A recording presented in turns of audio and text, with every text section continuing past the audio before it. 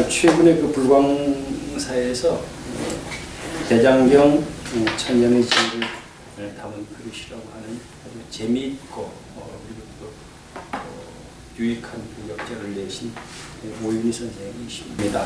대장경 천년의 지혜를 담은 그릇이라고 하는 아주 훌륭한 역제를 최근에 내셨고 2003년에는 매트릭스, 사이버 페이스 그리고 선이라고 하는 아주 흥미로운 주제의 책을 내신 바가 있습니다. 오늘 오 선생을 모시고 우리가 평소에 궁금해하던 그 대장경에 관한 여러 가지 얘기를 재미있게 나누는 그런 시간을 갖도록 하겠습니다. 오 선생을 박수로 맞아주시죠.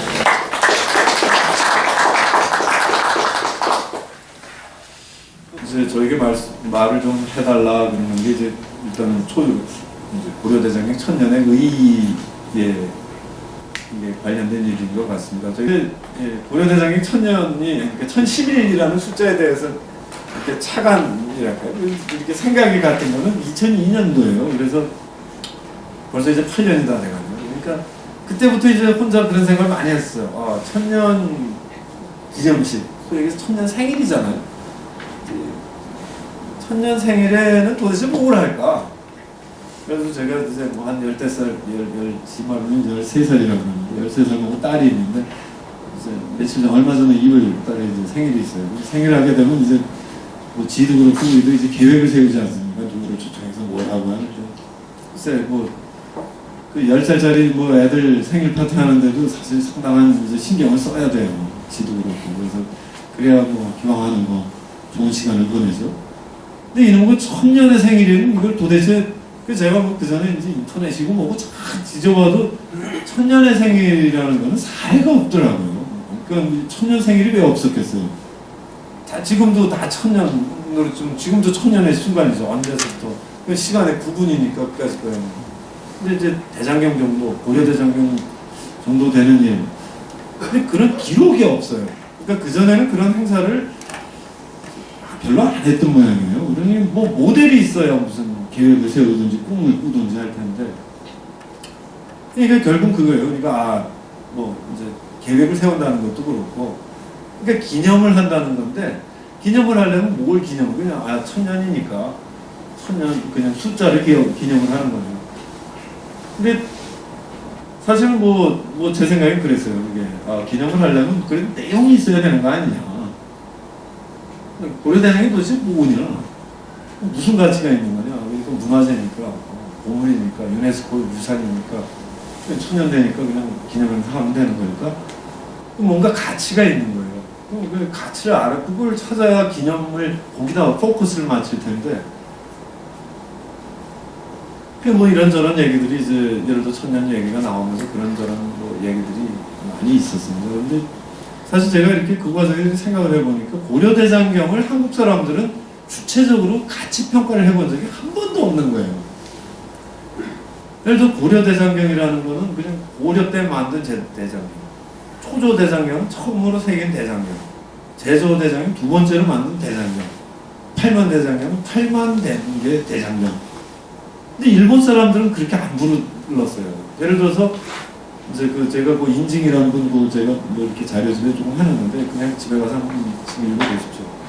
인징이라는 분이 1701년 전후로 4년간에 걸쳐서 고려 제조문하고 이제 명나라 대장경을 일본에서 복각한 황벽판이라는 대장경이 있습니다. 그거를 다 대교를 하신 분이에요. 10명이서 비가 오나 눈이 오나 건인사라는 절에 있는 제조문은 보여주질 않아요. 대출을 안 해줘요. 그러니까 가요, 쭉 줄 서서. 그래서 거기서 땡 칠 때까지 그거를 이제 베껴가지고 옵니다. 집에 와가지고 이제 그 황벽대장경이랑 일일이 다 비교를 해요. 그러고 나서 이분이 고려대장경을 만국무상 진미진선의 대장경이라고 해요. 이 대장경을 보는 모범으로 삼아야 된다라고. 그분은 뭐 천성 다 봤으니까. 그분이 이제 고려대장경을 이분은 교정각판장이라고 불러요. 조선 교정각판장이라고. 그러니까 교정이라는 측면하고 각판이라는 측면 두 가지를 얘기하는데 이 안에는 가치평가가 담겨 있어요. 그럼 교정이라는 키워드를 가지고 기념을 하면 되겠구나. 각판이라는 건 매체라는, 목판 인쇄술이라는 측면에서 그럼 매체라는 측면에서 이걸 한번 볼 수가 있겠구나. 예를 들어서 이것도 뭐 제가 자료집에 간단히 넣어놨습니다만, 고려대장경에 있어서 역시 제일 중요한 부분은 저는 이제 교장이라고 생각을 해요. 속된 말로 이제 숙작경이라고 하는 그 대각국사 의찬이 한 일이 고려대장경에게 해주는 가장 중요한 요인이라고 그런 부분이라고 생각을 해요. 질적으로 예전의 대장경에 비해서 2배 이상 늘어나요. 그런 경우는 이전에도 없었고 이후에도 없었어요. 그래서 일본의 학자가 똑같아요. 20세기 초반에 이제 고려 문화의 정수이고 공전의 위관이다라고 평가를 해요. 옛날에 없었던 일이에요. 그러니까 부인사에 또 아마 그것도 있었을 거예요. 또 타버렸을 때 그냥 없어진 거예요. 그 고려대장경이. 그러니까 지금 해인사에 있는 판에 비해서 뭐 정확히는 알 수가 없습니다. 제가 생각엔 2배 이상 됐을 거다. 8만 장. 그러니까 양적으로 이제 권수로 치면 뭐 4,800권 정도의 이제 그 목록에는 그렇게 돼 있어요. 근데 그 권이라는 게 이제 한 권 안에 소위 몇 장이 들어가냐. 그 장수가 이건 주석서도 훨씬 많아요. 그 판이 뭐 모르긴 몰라도 아이가 2배 이상 됐을 거다. 그리고 그 뭐 양적인 변화보다 그 내용적으로 일단 그러니까 이전의 문헌은 대장경은 이제 3장 위주의 이제 저건데 이 대각국사는 거기다 이제 제4장으로서의 교장을 하나 넣은 거예요. 그러니까 3장이 4장이 되는 순간이죠. 뭐 질적으로도 엄청난 변화가 일어났어요. 근데 그런 것들이 이제 다소 없어졌죠. 그것에 대해서도 뭐 사실 이제 국내 연구는 뭐 일부 서지학자들이 한 연구들은 있었지만 내용적인 그런 질적인 연구는 거의 없다시피 합니다. 한국에는. 일본 학자가 그거를 조사를 해서 그런 공전의 미관이라는 아무튼 어마어마한 그런 칭찬을 해줍니다. 뭐 그런저런 가치평가들이 있습니다. 그래서 이제 2007년에 저희가 그때 문화부 장관도 오고 뭐 해서 거의 이제 천년의 선언식이라는 행사를 했는데요. 다들 뭐 정부에서도 그렇고 문화와 지식인들, 학자들 이제 이구동성도 이거는 정말 위대한 일이고 천년의 순간은 대단한 거고 그러니까 아무튼 좋게 잘 기념을 하자. 그것까지는 참 좋았습니다. 근데 시간이 지나가면서 이제 뭐 아쉬운 부분이죠. 기념할 대상이 없어져요. 기념할 목표가 없어져요. 1000년이라는 숫자만 남는 거예요. 왜? 가치 평가를 해본 적이 없기 때문에 어디다 맞출 수가 없어요. 그러니까 지금 이제 사실은 금년에 이제 그 천년의 해라고 그 중앙정부에서 편성된 예산만 제가 알기로 한 600억 정도가 편성이 됐어요. 1000년이라는 숫자예요. 그게 이제 해인사와 경남에서 이제 가장 큰 행사를 올해 가을에 이제 저희 천년 대장경 축전이라는 걸 하게 됩니다. 이건 뭐 불교계 입장에서 보면은 어떻게 뭐 천년이라는 건 이거 진짜 천재 이름 말 그대로 천재 이름 아닙니까? 천년의 화분 보는 그런 기회인데 또 불교계에서 이거를 주체적으로 하는 행사가 거의 없다시피 합니다. 물론 경남에서 해인사에서 하니까 그렇긴 한데 글쎄 뭐 그런 또 대구에서도 이제 중앙정부 지원으로 뭐 여러 가지 또 행사들을 합니다. 고려대장경연구소에도 하고 있고. 근데 아무튼 그런 부분들이 있어요. 초조대장경 자체가 가지고 있는 가치도 있고 고려대장경이 가지고 있는 가치도 분명히 있죠. 그런 것들이 이제 뭐 이제 벌써 1000년이 됐고 벌써 2월인데 정상적으로 논의되어 본 적이 별로 없어요.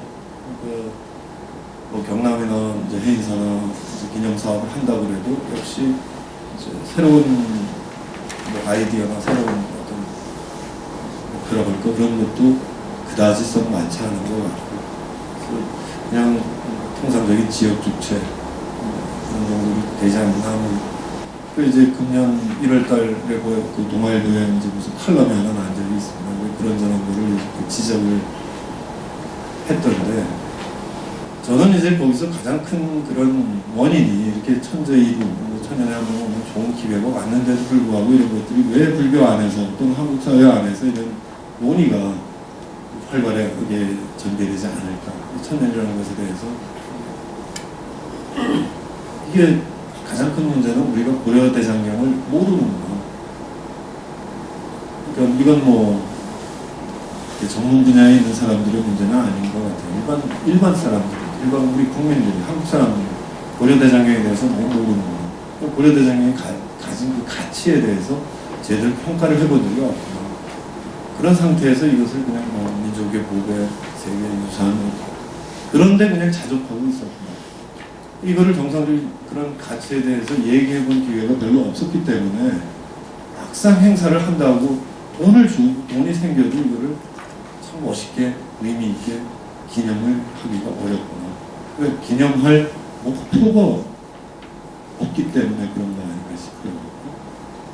뭐 이제까지는 아무튼 그런 것 같아요. 그래서 경남도 행사에서도 여러 가지 노력을 합니다만 아직까지 사회에서 뭐 사회적인 반향이나 또 특히 서울 같은 경우는 더 또 지역 행사로 관심이 늘어날 가능성이 별로 없어 보이고 저는 그래서 뭐 이게 과제라는 말에 합당한지는 모르겠습니다만 결국 대장경은 1차적으로 불교의 자산입니다. 저는 이거를 좀 그렇게 생각합니다. 아, 불교 주인이 불교 밖의 사람들 또 한국 밖의 사람들 같이 초청을 해서 천년의 생일을 같이 파티를 하는 거다. 그럼 주인이 손님을 잘 모실 수 있는 준비가 되어 있어야 좋은 파티, 좋은 기념이 되는 것이 아닐까. 결국 그것의 중심은 불교계라고 생각을 해요. 불교인들이라고 생각을 하고 불자들이라고 생각을 하고 그래서 뭐 올해 아직 이제 한 해가 남아있지 않습니까? 그래서 고려대장경의 그런 가치에 대해서 좀 더 활발하게 뭔가 이루어지고 그런 일이 있어야 하지 않겠는가 그런 생각을 합니다. 제가 이제 이 책을 쓰면서 말씀드리면서 끝내도록 하겠습니다. 사실은 대단히 답답했어요. 예를 들어서 경남에서 이제 그 행사한다 그러면서 뭐 포스터도 나오고 이렇게 기획안도 나오고 그러니까 아 역시 이제 옛날부터 하던 습성대로 그냥 뭐 목판 인경 체험 뭐 이런 거 하고 글쎄 그게 고려대장이 그것도 굉장히 훌륭한 가치를 가지고 있죠. 하지만 그거보다 더 보편적인 모든 세계 모든 사람들이 부러워하고 좋아하고 아쉬워하는 것들이 여기 틀림없이 있는데 왜 그런 것들은 못할까? 그래서 제가 이제 오히려 어떻게 거꾸로 보면 지금 알고 있는 우리가 또 뭐 신문에서도 그렇고 뭐 이런 교과서에서도 그렇고 또 불교계에서도 그렇고 우리가 그냥 통상적으로 알고 있는 예를 들어서 고려대장에 오자가 없다. 고려대장의 글자가 너무 아름답다. 이게 한 사람이 쓴 것처럼 청연하다. 그건 다 거짓말이에요 진짜. 그건 송나라 글자는 그대로 베낀 거라. 그래서 제가 그거를 짝퉁이라고 그랬어요. 이제 그게 저도 쓰고 나니까 그게 불쾌하더라고요. 그 짝퉁이라고 하니까 그 나쁜 말을 내가 붙였을까. 근데 이제 그런 생각도 좀 있었습니다. 이게 얘기를 해야 된다. 좋은 얘기든 나쁜 얘기든. 1000년이 됐는데 뭐 1000년 지나고 좀 10개월 얼마나 빨리 갑니까 시간이. 한번 쑥 갈 텐데 가기 전에 적어도 고려대장경 만들던 사람들, 우리 선조들이겠죠. 그분들이 도대체 어떤 고생을 했고 무슨 생각을 가지고 이걸 왜 만들었을까? 오래 지나면 또 이런 얘기 또 할 기회도 없어요. 돈도 없고. 그래서 그런 얘기가 조금씩이라도 좀 활발하게 진행이 됐으면 하는 것이 가장 큰 바람이고 그것이 이제 불교계의 숙제 아니겠냐.